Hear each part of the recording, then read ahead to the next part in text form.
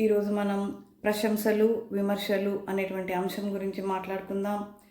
మరి మనమంతా సమాజంలో కలిసి జీవిస్తున్నాం.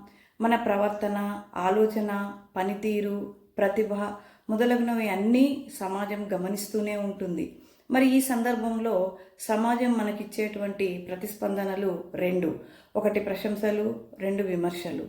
ఒకటి ప్రోత్సాహాన్నిస్తే ఇంకొకటి మార్గదర్శనం చేస్తుంది. ఇవి రెండు మన ఎదుగుదలకు ఎంతో అవసరం. మరి ప్రశంస అనేది ప్రోత్సాహకరమైనటువంటి మాట. అది ఒక శక్తి లాంటిది. మరి ఎవరి పనినైనా ప్రోత్సహిస్తే వారిలో ఆత్మవిశ్వాసం పెరుగుతుంది, ఉత్సాహాన్ని నింపుతుంది, ప్రేరణగా నిలుస్తుంది. ప్రశంసించడం వల్ల పరస్పర గౌరవం కూడా పెరుగుతుంది. ఉదాహరణకి ఒక విద్యార్థి ఒక చిత్రాన్ని గీసి గురువు నుండి ప్రశంసలు అందుకుంటే ఆ చిత్రాన్ని ఇంకా కష్టపడి అందంగా గీయగలడు, లేదా మరిన్ని కొత్త చిత్రాలు గీయగలడు. అందుకే ఈ ప్రశంస ఒక శక్తిలా పనిచేసి ఆ వ్యక్తిలో ఆత్మవిశ్వాసాన్ని పెంచి ప్రేరణలా సహకరిస్తుంది.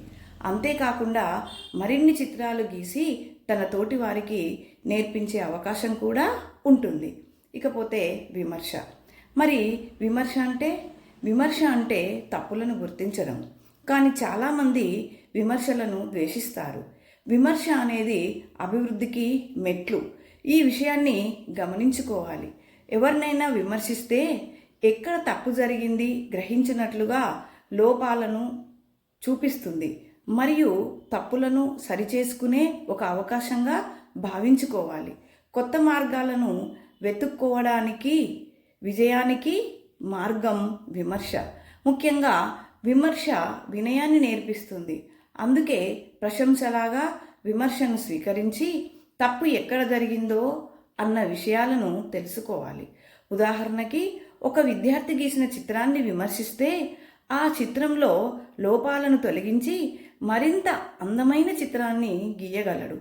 అందుకే ప్రశంసలు ప్రేరణను ఇస్తే, విమర్శలు మనసును కష్టపెట్టిన నిజం చెప్తాయి. అందుకే ప్రశంసలు విమర్శలు రెండూ సమానమే. ప్రశంసలను గర్వంగా స్వీకరించాలి, విమర్శలను జ్ఞానంతో అంగీకరించాలి. ఇవే మనిషిని సంపూర్ణుడిగా మార్చుతాయి. అప్పుడు మనిషి అన్నవాడు నిజమైన విజయాన్ని చేరుకోగలుగుతాడు. మరి మీరేమంటారు? Thank you.